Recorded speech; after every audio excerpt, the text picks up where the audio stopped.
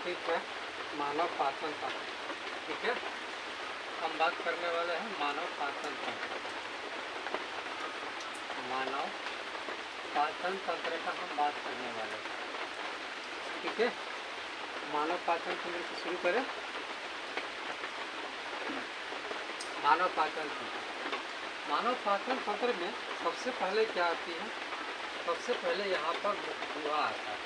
ठीक है, ये वाला मुख गुहा। ठीक है, अब ये जो मुख गुहा है, यहाँ पर मुख गुहा है। मुख गुहा में क्या होती है? तो मुख गुहा में आपको मिलेगा दांत। ठीक है, दांत मिलेगा, जीवा मिलेगी। उसके बाद ये आगे जाएगा, ये आपका बनेगा लाल ग्रंथि। वहाँ से आगे जाएगा तो यहाँ पर आएगा। ठीक है, और यहाँ पर दो छिद्र होती है। एक तो आपका होता है यहाँ पर श्वास नली, एक आपका क्या होता है तो वो श्वास नली होती है, एक आपका श्वास नली होता है और एक आपका ग्रसनी होता है। तो एक जो छिद्र है ये ग्रसनी से जुड़ा होता है और यहाँ से फिर जो है यहाँ पर आकर के ग्रास नली बन जाता है। ग्रसनी जो है वो ग्रास नली में खुलती है। ठीक है, और ग्रास नली जो है वो आता है अमाशय में। ये आपका अमाशय हो गया। ये आपका लीवर है, ये जो कलेट भाग है ये आपका लीवर है। और यहाँ पर जो देख रहे हैं ये आपका है पित्ताशय। ये क्या है? पित्ताशय। ठीक है, उसके बाद ये वाला जो हिस्सा है इसको हम बोलते हैं ग्रहण। तो क्या कहते हैं? ग्रहण।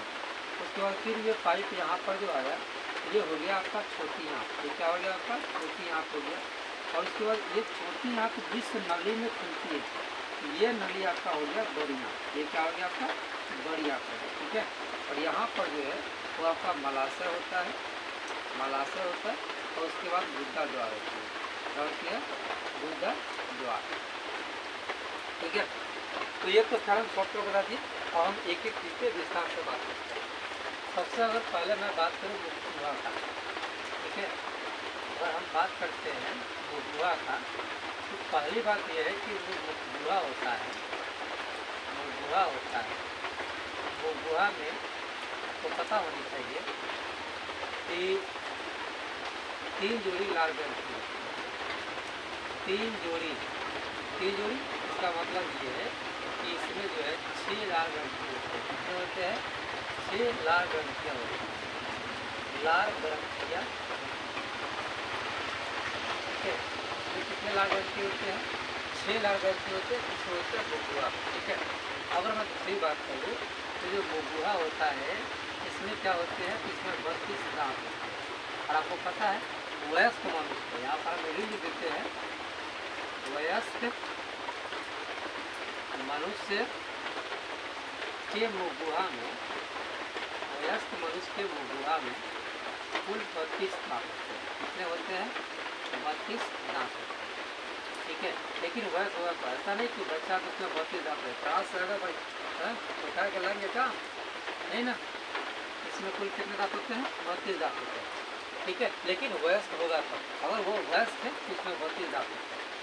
उसके बाद अगर हम बात करें तो इसमें क्या होती है? इसमें एक मांसल जिह्वा होती है। क्या होती है? जिह्वा होती है ना। आपको तो कहीं भीतर गई दूसरी घाट पताल। ठीक है, ये वही जिह्वा है। ठीक है, जो एक मांसल रचना होती है। इसके बाद अगर हम बात करते हैं जिह्वा, अगर हम बात करते हैं जिह्वा का तो पता होना चाहिए कि जो जिह्वा है इस पर क्या होती है? तो स्वाद कलिया होती है। इस पर क्या होती है? स्वाद कलिया होती है। जो जिह्वा होता है उसमें स्वाद कलिया होती है। और ठीक है, स्वाद कलिया होती है जिह्वा में। और स्वाद कली जो है वो एक बिंदु के आकार का थोड़ी जब बिल्कुल हमारा जो जीभ होता है ना। ठीक है, ऐसे नहीं है कि स्वाद कलिया बीच में होता है। जी नहीं, बीच में नहीं होता, साइड में होती है। कहाँ पर होती है? साइड में होती है, इधर होता है। जो जीभ है, जो जीवा होती है उसके साइड में होता है, साइड में होती है। ठीक है, आगे होती है, बीच में नहीं होती है। बीच में स्वाद कलिया नहीं होता। ठीक है, तो स्वाद कलिया होता है। इससे हमको क्या होती है कि इससे हमको स्वाद की जानकारी मिलती है। इससे स्वाद की जानकारी होती है। ठीक है, और दूसरी बात अगर मैं बात करूँ तो जो स्वाद होते हैं, स्वाद 4 तरह के होते हैं। ठीक है, एक तो आप बोल सकते हो तीखा। ठीक है, दूसरा आप बोल सकते हो कड़वा, तीसरा आप बोल सकते हो मीठा। ठीक है, चौथा आप बोल सकते हो नमकीन। नमकीन, ठीक है। तो ऐसे करके जो है ये कुल 4 जो है स्वाद होते हैं, ठीक है, जिसकी जानकारी हमको जीवा देता है। कौन देता है हमको जानकारी? ये जीवा देती है कि हाँ तुम्हारे मतलब ये चीज़ जो है जो तुम खा रहे हो, चॉकलेट अच्छा मीठा है, ठीक है, चॉकलेट खा रहे हो, ओहो मीठा है, मिर्ची कर नहीं यार ये कड़वा है, इसको छोड़ो, ये नहीं खाना, ठीक है, कोई दिक्कत नहीं है। चलिए, तो हमने मुगुहा की बात कर लिया। जब मुगुहा हो गई तो उसके बाद हम आते हैं लार ग्रंथि, ठीक है, इस पर हम आते हैं लार ग्रंथि। एक एक करके हम सारे टॉपिक की बात करेंगे, धीरे धीरे बात करेंगे, ठीक है। लार ग्रंथि पर आते हैं तो जो लार ग्रंथि है इससे आपको पता है कि इससे लाला रस निकलता है। इससे क्या निकलता है? लाला रस निकलता है। कहाँ से निकलेगी? लार ग्रंथि से क्या निकलेगी? तो लाला रस निकलेगी। दूसरी बात अगर मैं बात करूँ तो जो लाला रस होता है इसमें पता होना चाहिए आपको, इसमें जो है इसमें जो है लार एमिलेस नामक एंजाइम होता है। कौन सा एंजाइम होता है इसमें? लार एमिलेस नामक एंजाइम होता है। कौन सा एंजाइम होगा? लार एमिलेस। कहाँ पर होगी? तो लाला रस में होगा। कहाँ पर होगा? लाला रस। और ये जो लाला रस है ये कहाँ से निकलेगी? तो ये निकलेगा लार ग्रंथि से, और लार ग्रंथि से जो लाला रस निकला इसमें क्या होता है? लार एमिलेस एंजाइम। क्या होता है? लार एमिलेस एंजाइम। आगे बताएंगे यही जो लार एमिलेस एंजाइम है ना, ये क्या करता है? हम जो भोजन करते हैं उसको शर्करा बना देता है, ठीक है। और वो भोजन इससे लाला रस निकलता है जो भोजन को नरम बनाता है। फिर उस लाला रस में क्या होता है? लार एमिलेस एंजाइम होता है जो भोजन को शर्करा में बदल देता है, ठीक है, ताकि उसका पाचन आसानी से हो। इतने सारी बात हो गई। तो मैंने कहा यहाँ पर जो ग्रसनी है, ठीक है, ये वाला हिस्सा यहाँ पर है, ये आपका कंठ वाला हिस्सा। यहाँ पर दो चीज़ें हैं, एक आपकी ग्रसनी है और एक आपका स्वास्थ्य है, ठीक है। जो ग्रसनी होता है, सॉरी, एक ये वाली जो चीज़ है ये सीधा जाके खुलता है कहाँ पर? ग्रसनी। और ग्रसनी जो है आगे जाकर तो खुलती है ग्रास नली में, ठीक है। कहाँ पर खुलेगा? ग्रास नली में। उसके बाद ग्रास नली में जब आ गया तो यहाँ पर आएगा और ये है अमाशय, और ये क्या है? अमाशय, ठीक है। और आपको पता होनी चाहिए कि अमाशय में क्या होती है? अमाशय में होता है जठर ग्रंथि। अमाशय में क्या होती है? अमाशय में होती है जठर ग्रंथि। और इस जठर ग्रंथि से प्रतिदिन जो है 3 से 4 लीटर, इतना की बात किया हम, 3 से 4 लीटर, जी 3 से 4 लीटर जठर रस का स्राव होता है। क्या होता है? जठर रस का स्राव होता है। कितना जठर रस का स्राव होता है? तो 3 से 4 लीटर जठर रस का स्राव होता है हर दिन, प्रतिदिन होती है। ऐसा नहीं कि एक दिन होता है, प्रतिदिन होती है जठर रस का स्राव, 3 से 4 लीटर जठर रस का स्राव होता है, ठीक है। तो जो जठर ग्रंथि है इससे क्या निकलता है? 3 से 4 लीटर प्रतिदिन जो है, प्रतिदिन हर दिन जो है जठर रस निकलता है 3 से 4 लीटर। अच्छा, जो जठर रस होता है, ये जठर रस में पता वो क्या होता है? इसमें होती है HCl, यानी कि इसको बोलते हैं हाइड्रोक्लोरिक अम्ल। कैसे कहते हैं? हाइड्रोक्लोरिक अम्ल, हाइड्रोक्लोरिक अम्ल, ठीक है। और इसमें और क्या होता है? हाइड्रोक्लोरिक अम्ल हो गया, इसमें पेप्सिन होती है, क्या होती है? पेप्सिन होता है, और इसमें सलेस्मा होता है। क्या होता है? हाइड्रोक्लोरिक अम्ल, पेप्सिन और सलेस्मा होती है, ठीक है। ये जो छोटे छोटे जो चीज़ें हैं, पहले आपको ये जानना जरूरी है। जब आप इसको जब जान जाओगे तो पाचन हम में कैसी होती है वो चीज़ा कोई मायने नहीं रखता, वो भी आसानी से हो जाएगी, ठीक है। उसके बाद अगर हम बात करें तो उसके बाद बात करते हैं यकृत का, यानी कि जिसको हम कहते हैं लीवर। क्या बोलते हैं? लीवर, यकृत, ठीक है। अगर लीवर की बात करते हैं तो जो लीवर होता है, अगर हम इसके वजन का बात करें तो इसका वजन जो है 1.5 kg होता है। कितना होता है? 1.5, यानी कि 1.5 kg इसका वजन होता है। कितना होता है वजन? 1.5 kg होता है। अगर मैं आगे बात करूँ लीवर के, ठीक है, तो जो लीवर होता है ना, ये मानव शरीर की सबसे बड़ी ग्रंथि होती है। सबसे बड़ी अगर ग्रंथि कोई होता है तो वह है आपका लीवर। कौन है वो? सबसे बड़ा ग्रंथि कौन है? वो लीवर है, जिसका वजन कितना है? 1.5 kg वजन है। और ये मानव शरीर यानी कि हमारे शरीर का सबसे बड़ा ग्रंथि यही है। उसके बाद जो लीवर है, इसमें पता होनी चाहिए कि इसमें पीत रस बनता है। क्या बनता है? इसमें पीत रस बनती है। कहाँ पे बनता है? तो ऐसा नहीं है कि मतलब पित्ताशय है जी, नहीं। पित्ताशय तो वो क्या है? पित्ताशय का मतलब क्या होता है? पीत जो आशय का मतलब क्या होता है? घर। क्या होता है? घर। ठीक है। तो ये जो पित्त है ये आपकी बनी कहाँ पर, लीवर है, लेकिन ये जमा कहाँ पर होता है, जो पित्त है ये आपको पित्ताशय में जमा होता है। कहाँ पर जमा होता है, पित्ताशय में इकट्ठा होता है। ये वही पित्ताशय है, ठीक है, जो कि अगर बोलते हैं ना कि मांस पूंस अगर काट उठ रहे हैं तो वहाँ पर जैसे कि जो बनाता है अगर कहीं उसमें पित्त फट जाता है तो काफ़ी तीखा हो जाता है, जो कि खाने लायक नहीं होती है, ठीक है। ये वही पित्ताशय है और इसमें यही पित्त जमा होता है, ठीक। तो मैंने इस तरह से यकृत का बात कर लिया, ठीक है। आमाशय की हम बात करें, इसमें जठरस होती है। उसके बाद जो अग्नाशय है, ठीक है, उसके बाद हम बात करते हैं अग्न्याशय का। उसके बाद हम बात करते हैं अग्न्याशय की। जो अग्न्याशय है आपको ये भी जानना चाहिए कि अग्न्याशय पीला रंग का ग्रंथि होता है। क्या होता है, पीला रंग का ग्रंथि ही है एक, क्या ये पीला रंग का ग्रंथि है। और दूसरी अगर मैं बात करूँ अग्न्याशय के बारे में तो पता होनी चाहिए कि इससे क्या निकलता है, अग्न्याशयिक रस निकलती है। इससे क्या निकलती है, अग्न्याशयिक रस निकलती है।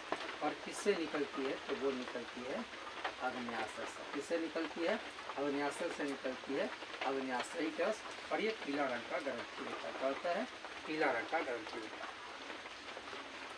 उसके बाद एक और चीज़ जानना जरूरी है, आमाशय में जो भोजन आती है, यानी कि हम जो भोजन करते हैं यहाँ से जो ग्रास नाली है, ग्रास नाली कहाँ पर भोजन को लेकर आएगा, आमाशय में, ठीक है। तो आमाशय में जो भोजन आया ये भी ध्यान रखिएगा कि उसको हम कायम कहते हैं, ठीक है। यानी कि हम कह सकते हैं आमाशय में आए भोजन को, आमाशय में आए भोजन को कायम कहते हैं। क्या कहते हैं, कायम कहते हैं, ठीक है, कायम कहते हैं। और उसके बाद थोड़ी सी अगर हम ग्रास नाली की बात करते हैं, थोड़ी सी अगर हम बात करते हैं ग्रास नाली का, ठीक है, थोड़ी सी अगर मैं बात करूँ ग्रास नाली का तो पता होना चाहिए कि जो ग्रास नाली होता है, ठीक है, ये ग्रास नाली होती है, इसमें क्या होती है, इसमें कर्माकुंचन क्रिया होता है, इसमें कर्माकुंचन क्रिया होता है, कर्माकुंचन क्रिया होती है, ठीक है। कहाँ पर होता है वो, तो कर्माकुंचन क्रिया जो है वो ग्रास नाली, कर्माकुंचन जिससे ऊपर जब भोजन जब पहुँचता है तो वो क्या होता है कि इस तरह से जो है ना भोजन को इससे ऐसे जो है उसमें सिकुड़न होने लगती है। और क्या बोलते हैं, यानी कि सिकुड़न होने लगती है, फैलाव होने लगता है, सिकुड़न फैलाव, सिकुड़न फैलाव, सिकुड़न फैलाव, ठीक है। इसी को क्या बोलते हैं, कर्माकुंचन कहते हैं। और ये कर्माकुंचन क्रिया कहाँ पर होती है, तो ग्रास नाली में होती है। कहाँ पर होती है, ग्रास नाली में। उसके बाद हम आगे आते हैं यहाँ पर ग्रहणी। तो ग्रहणी से जैसे ही भोजन जब ग्रहणी में पहुँचता है तो ग्रहणी में आपको ये चीज़ जानकारी होगी, जो ग्रहणी होता है यहाँ पर जो ग्रहणी है, ठीक है, तो जो ग्रहणी है यहाँ भोजन, यहाँ जो है यहाँ भोजन क्या हो जाता है, तो यहाँ भोजन क्षारीय हो जाता है। आप बोलोगे कि सर जी ये क्षारीय हुआ, ठीक है, यहाँ पर भोजन क्षारीय होता है। क्षारीय क्यों हुआ, क्योंकि जो पित्त रस था, ये पित्त रस का स्राव कहाँ पर होगा, यहाँ पर होगा। तब ये कहाँ पर आएगी, ग्रहणी में आएगी। तो ग्रहणी में जैसे ही भोजन पहुँचेगा तो क्या हो जाएगा, क्षारीय हो जाएगा, ठीक है। ग्रहणी में क्या हो जाएगा, भोजन क्षारीय हो जाएगा। अब ये जो क्षारीय भोजन है ये कहाँ पर पहुँचेगा, तो आंत रस में पहुँचेगा। सॉरी ये क्या बोलते हैं इसको, छोटी आंत, ठीक है। इसी को छोटी आंत कहते हैं। इसी को हम एक और नाम से जानते हैं, इसका नाम है क्षुद्रांत, या अगर इंग्लिश में बोलें तो इसको कहते हैं स्मॉल इंटेस्टाइन। और जो बड़ी आंत होता है उसको हम बोलते हैं क्या बोलते हैं, लार्ज इंटेस्टाइन को बोल सकते हैं, लार्ज इंटेस्टाइन बोल सकते हैं, या ग्रेट इंटेस्टाइन बोल सकते हैं, बिगर इंटेस्टाइन बोल सकते हैं, ठीक है। अब यहाँ पर जब भोजन आती है तो यहाँ से जो आंत है, जो छोटी आंत होता है, यहाँ पर क्या होती है, तो यहाँ पर जो है आंत रस आती है। क्या आती है, आंत रस आता है। आंत रस कहाँ से निकलता है, तो छोटी आंत है, जो छोटी आंत है, छोटी आंत यहाँ से क्या निकलता है, तो यहाँ से आंत्र रस निकलता है। यहाँ से क्या निकलता है, आंत्र रस निकलता है, आंत्र रस निकलता है। और वो कहाँ से निकलता है, छोटी आंत से निकलती है। कहाँ से निकलता है, छोटी आंत से निकलती है, ठीक है। उसके बाद और अगर बात करते हैं तो और बात करते हैं तो जो बड़ी आंत है, कहाँ पर बात करें, बड़ी आंत। हाँ, एक और चीज़ बात करनी है, जो छोटी आंत होती है, जो छोटी आंत होती है, यह आहार नाल का क्या होता है, आहार नाल का सबसे लंबा भाग होता है, सबसे लंबा भाग होता है, लंबा भाग होता है। पता है क्यों? पता है क्यों? क्योंकि जो छोटी आंत होती है, जो छोटी आंत जो होती है, इसकी लंबाई पता है कितना होता है? इसकी लंबाई जो है, इसकी लंबाई जो है वो होता है 6 मीटर, और इसकी चौड़ाई जो है वो होता है 2.5 सेंटीमीटर। कितना होता है? 2.5 सेंटीमीटर। अर्थात इसको हम बोल सकते हैं जो छोटी आंत है ये हमारे आहार नल का सबसे जो है लंबा भाग होता है। और अगर ये हमारा क्या आहार नाल है, और अगर पूरे अगर आहार नाल की बात करते हैं तो पूरा आहार नाल जो है 8 से 10 मीटर लंबा होता है। कहता है 8 से 10 मीटर लंबा होता है। और इसमें सबसे बड़ा भाग जो है आपका छोटी आंती है, जिसका लंबाई कितना होता है? 6 मीटर। लंबाई कितना होता है? 6 मीटर इसकी लंबाई होती है। ठीक है, तो इस तरह से जो है हमने कुछ बाहर से कवर करने की कोशिश की है, और नेक्स्ट डे में हम इसकी चर्चा करेंगे कि हम लोग पाचन आखिर होता है कैसे। ठीक है, इसकी चर्चा हम नेक्स्ट वीडियो में करेंगे। फिलहाल के लिए इतना ही। जय हिंद, जय भारत।